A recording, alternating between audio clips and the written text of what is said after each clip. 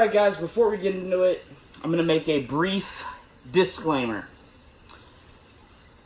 I had a comment from someone saying that they think I ramble on or don't jump right into things. Well, it's my video. If you're the one sitting on your couch and making this video, then you can go ahead and make it the way you want. But you're not. So, I am sorry if I want to say have a nice day or how's everyone doing or kind of talk about things of what's going on before I jump into things. It's my video. So if you don't like how I do my videos, click off the video. That's all you gotta do. Don't waste your time liking or disliking or commenting, because if you comment something that I think is just rude and nonsensical, it's just going to get removed. I'm doing these knife reviews to communicate with knife people. And if you want to be rude about it, it's going to get removed. Alright, with that out of the way, now let's jump into things. So this is going to be a joint review / comparison of two knives that I think are pretty similar. I bought them within about a week of each other, I would say. So on the left, you have the Kilimanjaro morsa. And on the right, you have the K-Bar 3306, or as I nickname it, and will call it throughout this video, the Huntsman.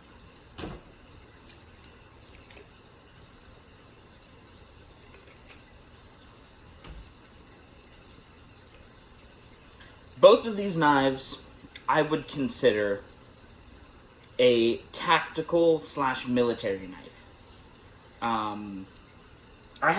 I put all my knives into 3 categories: utility, tactical / military, and combat. A utility knife for me is a knife that would be based off its blade shape, its size, its design, is something that I would either carry for a fashion statement or for utility only, and that I couldn't quite rely on it in a self-defense or stressful situation, let me put it that way. A military / tactical knife is one that I think has the best of both utility and combat. It's ergonomic. I get no hot spots when gripping this knife in multiple grips, and it does what I need it to do, both utility and tactically, and even for a survival standpoint. And then obviously a combat knife is a knife that is specifically designed to be for combat, and is, well, a self-defense knife, in a sense. That's just putting it simply. So these knives, I would say, are military / tactical knife. Survival, they're built strong enough to be used in a self-defense situation. And I think the size and even some of the blade shape kind of lends itself to that. And of course, they are not overly large that you couldn't control them for finer utilitarian tasks.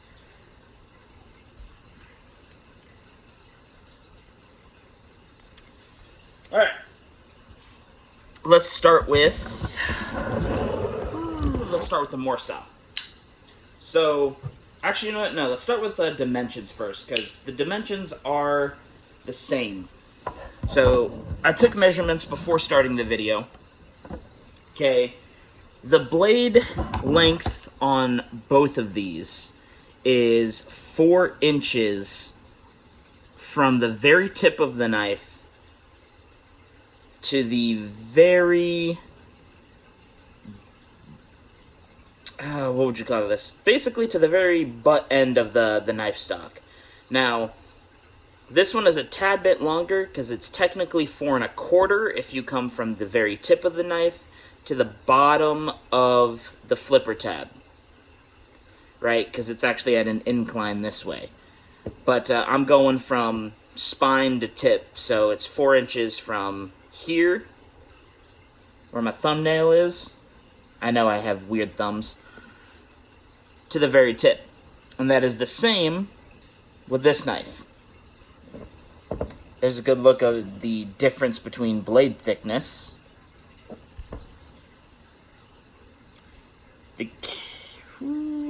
The K-bar is just a tad bit thicker.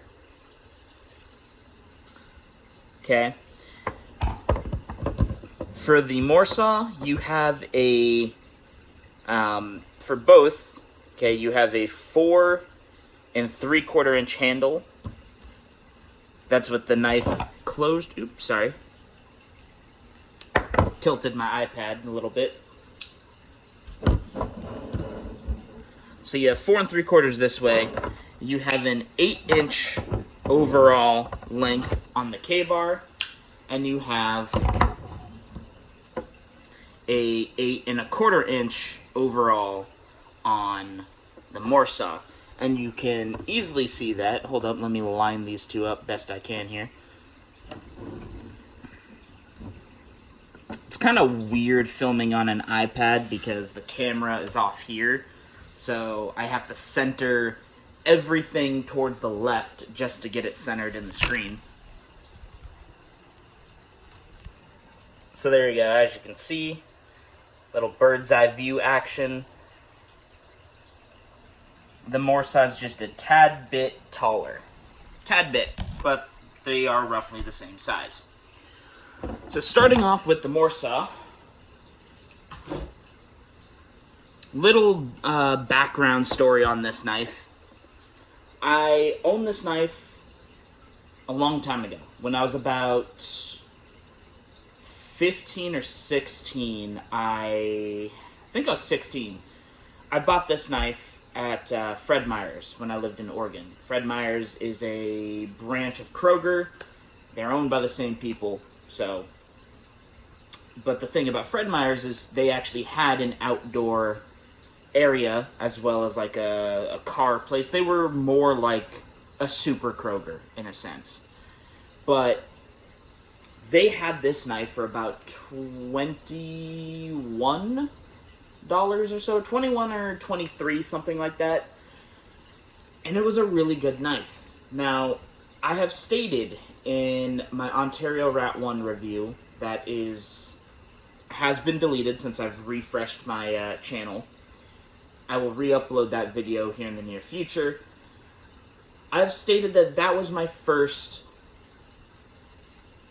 like, high quality or like mid quality, just solid quality knife for my collection. Something that obviously was not cheaply made and they took care in making a knife. That actually was a lie because I totally forgot about this knife. When I saw it on Amazon, it brought back all the memories. This knife was built with quality that rivals, if not surpasses, the Ontario one out of the box.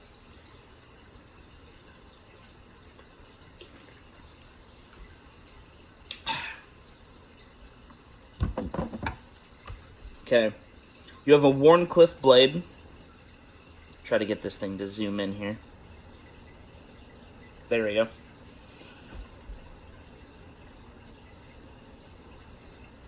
There's a good look at that grind. Okay, it is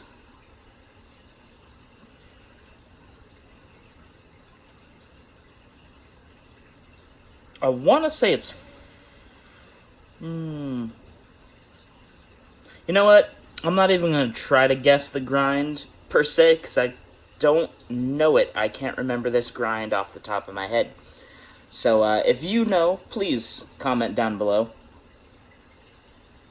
So there you go, the morsa.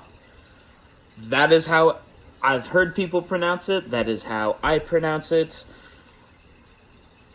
So that's just what I'm going to go with. As you can see, it says 8CR30 13. There you go. 8CR13 MOV. There's actually a good look at the G10 and the pattern that goes through it.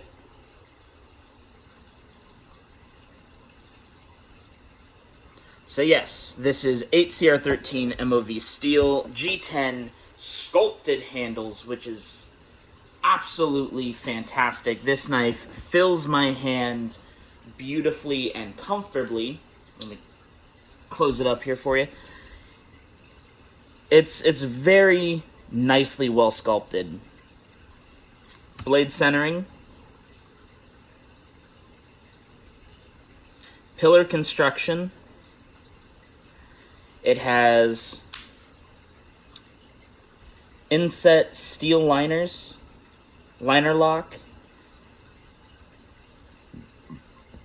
tons of jimping, and it's not super aggressive.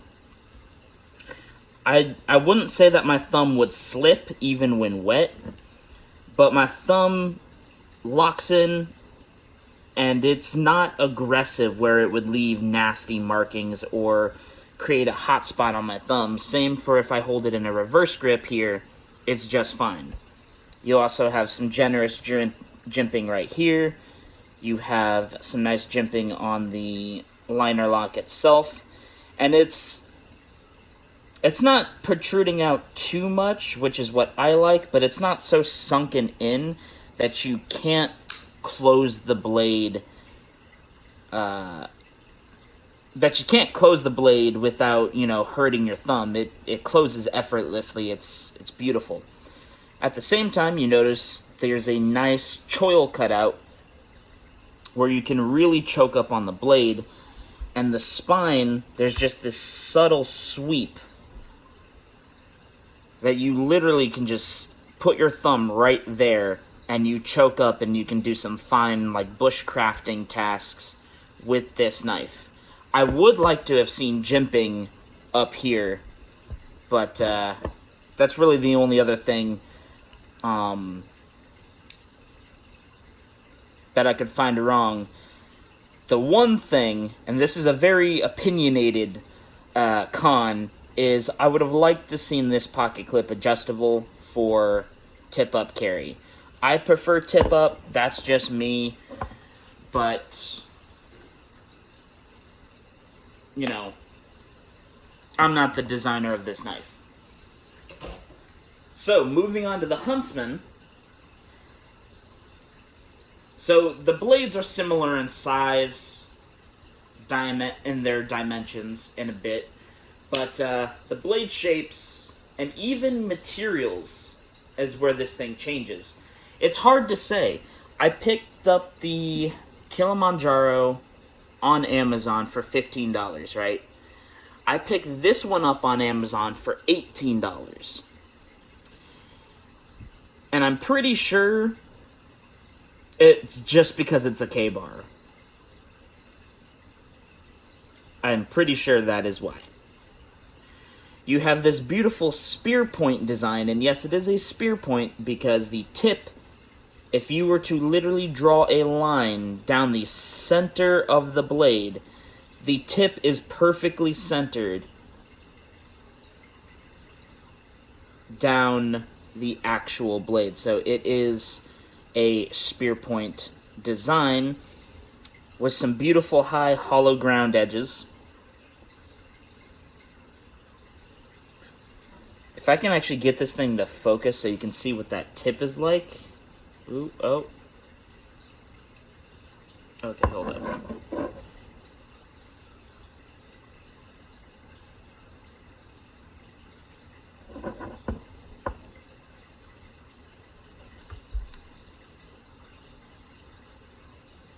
You can kind of see it even though it doesn't want to focus.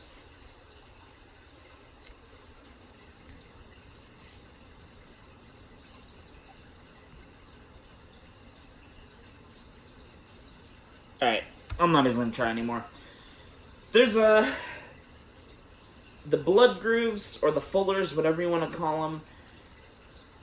they grind them in a way that leaves just a little bit of meat behind the tip. Not much, but just a little. I still would not pry with this tip, though. That's just me. This has 5 CR 15 MOV steel. Now, you cannot see that because it isn't focusing, but more importantly, they don't have it listed. They have it listed on the Amazon site or the Amazon page, but they do not have it listed on the actual knife anywhere. And if this thing could focus, that would be...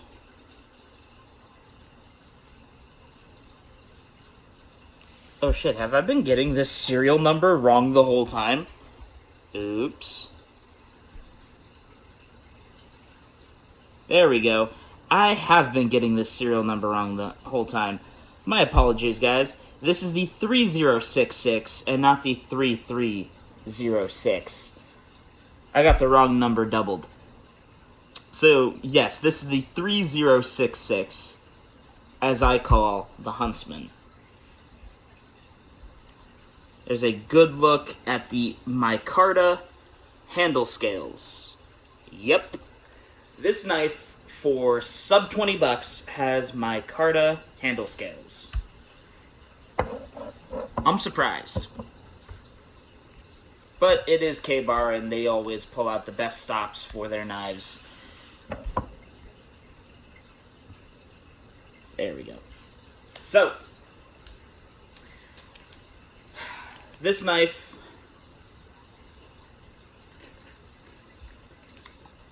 doesn't have a lot wrong with it. Okay, you have tip up, which is a plus, or tip down, right hand carry only. So, sorry lefties, but right hand carry only.